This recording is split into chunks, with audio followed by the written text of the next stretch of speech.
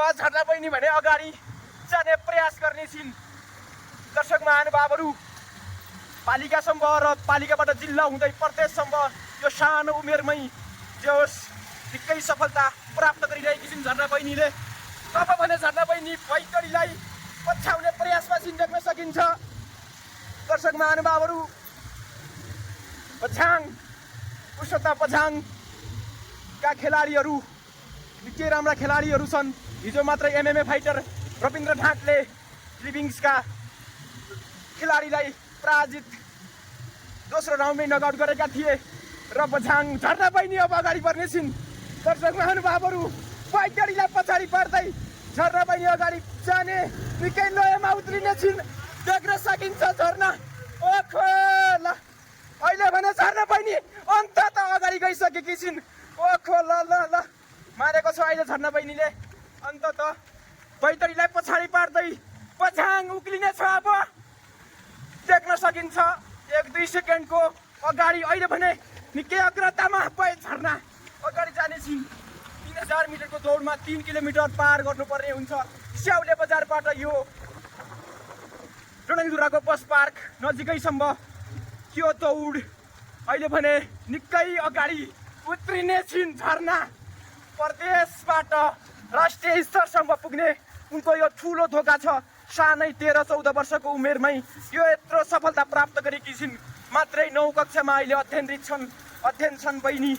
अहिले भने निकै राम्रो सफलता प्राप्त गर्ने दाउमा छिन्। बैतडीका दुईटै खेलाडीलाई निकै पछाडि पार्दै झर्नाले भने पछाङको नामलाई उच्च स्थानमा राख्ने प्रयास गर्ने छिन्। देख्न सकिन्छ उनको यो दौड घट्ने छैन, उनको त्यो लय भने घट्ने छैन। एकदमै उनको लय जस्ताको त्यस्तै छ। मेरो बाइकसँग कुद्ने प्रयास गर्ने छिन् झर्ना बहिनीले। यो सानो उमेरमै जोस जुत्ता भने लगाएकी छैनन् उनले, जोस मोजामै अहिले दौडिरहने प्रयास गर्ने छिन्। यो सानो उमेरमै शारीरिक रूपले र मानसिक रूपले निकै बलियो रूपमा दौडिने प्रयास गर्ने छिन्।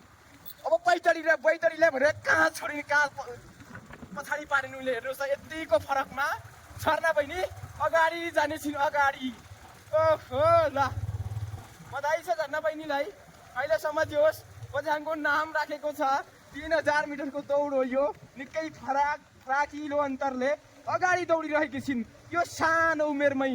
हेर्नुहोस् त डडेलधुराको यो रोडमा यो घमाइलो परिवेशमा यसरी दौडिरहेकी छिन् कि अब के भन्ने। अरूलाई त कहाँ छोडिन् झर्ना बहिनीले।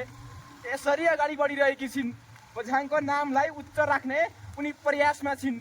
हेर्नुहोस् त कहाँ उनीहरूलाई त कहाँ छोडिन्। उनको लय भने घट्ने छैन। झर्नाको जस्ताको त्यस्तै लयमा उनी अगाडि बढ्ने छिन्। निकै फराकिलो अन्तरले झर्ना भने अगाडि बढ्ने प्रयास गर्ने छिन् मेरो बाइकसँग र उता हाम्रो प्रहरीको सर्चको बाइकसँग। अब भने अगाडि जाने छिन्। कहाँ अगाडिका 8वटा जिल्लालाई पछाडि पार्दै पछाङ भने अहिलेसम्म उच्च स्थानमा छ। दर्शक महानुभावहरू, यो भिडियो साइपालेफको फेसबुक पेज मार्फत हेर्दै हुनुहुन्छ। मेरो क्यामेरामा एकदमै साथ सपोर्ट गर्दै हुनुहुन्छ सन्तोष खड्का दाइले पछाङबाट जोस प्रशिक्षकको रूपमा रेफ्रीको रूपमा यहाँ आउनुभएको छ एथलेटिक्सतर्फ। उहाँलाई पनि धेरै धेरै धन्यवाद दिन चाहन्छौँ। जोस भिडियो अन्तिमसम्म हेर्नुहोला। झर्ना बहिनी अगाडि जाने प्रयास गर्ने छिन्। अब भने उनको लय घट्ने छैन, झन् बढाउने प्रयास गर्ने छिन् ल झर्ना बहिनी। अब भने झर्ना राष्ट्रिय स्तरसम्म पुग्ने प्रयास गर्ने छिन् झर्ना। हेर्नुहोस् त पछाङको नामलाई अग्रस्थानमा राख्ने निकै राम्रो लयमा उत्रिने छिन्। 13-14 वर्षको उमेरमै यत्रो सफलता हासिल गरेकी छिन्।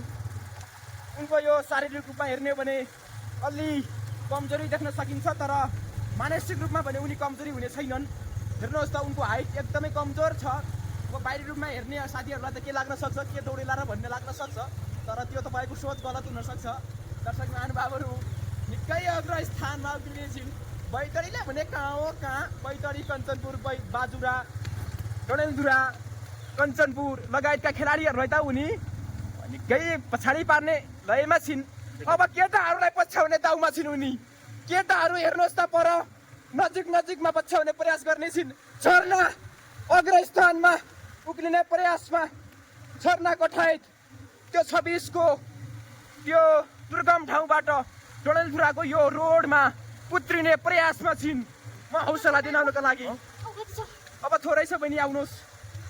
लय भने नघटाउनुहोस्, आउनुहोस्। थोरै छ अब, त्यो लय भने घटाउनु पर्ने छैन झर्ना बहिनी।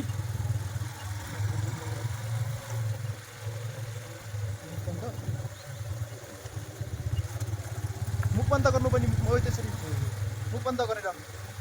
अहिलेसम्म भने अग्रस्थानमा पछाङ, अग्रस्थानमा अब केटाहरूलाई पछ्याउने दाउमा छिन् झर्ना कठायत। पछाङको त्यो दुर्गम ठाउँबाट आएर डडेलधुरामा आफ्नो प्रादेशिक क्षेत्रमा आफ्नो नाम राख्ने प्रयासमा छिन् झर्ना कठायत।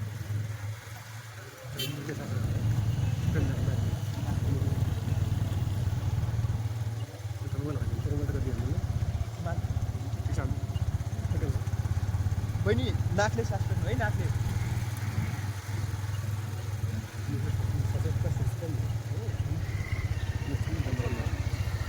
अहिलेसम्म भने झर्ना कठायत अगाडि बढ्ने प्रयासमा छिन्। राष्ट्रिय स्तरसम्म आफ्नो क्षमता दर्शाउने प्रयासमा छिन् झर्ना कठायत। नाकले सास फेर्नु है।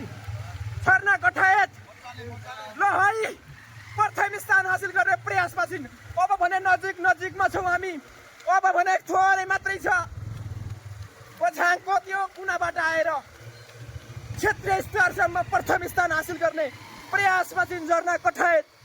हेर्नुहोस् त, थोरै मात्रै छ। अब डडेलधुरा पार गर्ने प्रयासमा छिन् झर्ना कठायत।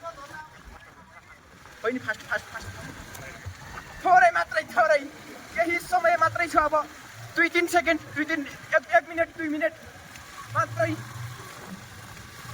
छाङबाट डडेलधुरामा आफ्नो इतिहास रच्ने प्रयासमा छिन्। उनको लय भने घट्ने छैन, बहिनीको लय घट्ने छैन आशा गरौँ हामी। बहिनी पछाडि आइसक्यो है, बहिनी fast fast fast fast fast. झर्नाको इतिहास रच्ने यो पटक निकै मौकामा।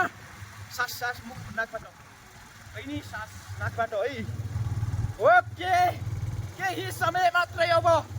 बहिनी छिटो छिटो छिटो छिटो छिटो छिटो छिटो। अब भने एकजना छात्रलाई पछाडि पार्दै झर्ना अगाडि बढाउने प्रयासमा छिन्। अछामको छात्रलाई मात्रै भेटाउन केही समय मात्रै बाँकी छ। हुन त 1 मिनटको फरकमा दौडाएको थियो छात्रलाई भने एकजनालाई पछाडि पार्दै झर्ना बहिनी अग्रस्थानमा उक्लिने छिन्। र उनको स्वास्थ्यमा अलिक गडबडी भएको भन्ने जानकारी दिएकी थिइन् र त्यो पनि उनले हराएकी थिइन्। यो दौडमा आफ्नो त्यो क्षमतालाई दर्शाउने प्रयासमा छिन्। मात्रै भेटाउन बाँकी केही समय बहिनी।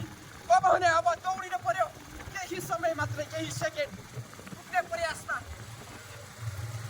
बहिनी बहिनी बहिनी बहिनी बहिनी बहिनी। अब भने झर्ना कठायत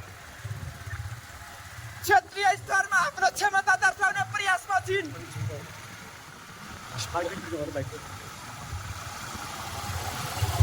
झर्ना कठायत बहिनी फास्ट फास्ट। इतिहास पछाङको इतिहास रच्नु पर्यो। पछाङको त्यो क्षेत्रबाट आएर यो क्षेत्रीय स्तरसम्म आफ्नो क्षमता दर्शाउने प्रयासमा छिन्। देख्न सकिन्छ दर्शक महानुभावहरू। अब भने भेटाउनलाई केही समय मात्रै बाँकी। डोटीलाई पछाडि पारिसकेकी छिन्। छात्रलाई भने पछाङको कुनाबाट र क्षेत्रीय स्तरसम्म प्रथम स्थान हासिल गरेकी छिन्। राष्ट्रिय स्तरसम्म पुग्ने यो क्षमता दर्शाउने प्रयासमा पछाङको टोली। देख्न सकिन्छ दर्शक महानुभावहरू।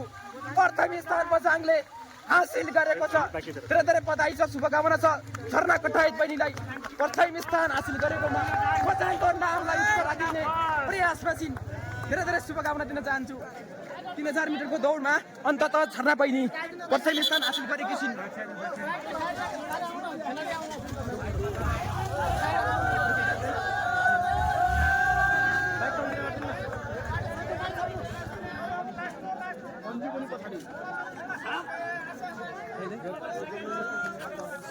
त्यस पछाडि भने अछाम आउनेछ।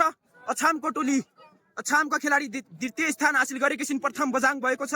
देख्न सकिन्छ उनी अहिले केही दौडेर अलि कमजोरी अवस्थामा रहने छिन्। बझाङको यो बझाङ प्रथम, तृतीय अछाम भएको छ। र अरू अरू टोली भने त काउन अहिलेसम्म पुगेका छैनन्। त्यस पछाडि आउनेछन् कुन टोली सायदसम्म त बैतडी आएको छ, तृतीय बैतडी भएको छ। देख्न सकिन्छ दर्शक महानुभावहरू, प्रथम बझाङ, तृतीय छाम, तृतीय बैतडी भएको छ। धेरै धेरै शुभकामना छ। बझाङको झरना बहिनीले राष्ट्रिय स्तरसम्म पुग्ने पहिलो सानै उमेरमा यति सफलता प्राप्त गरेकी छिन्। धेरै धेरै शुभकामना दिन चाहन्छु।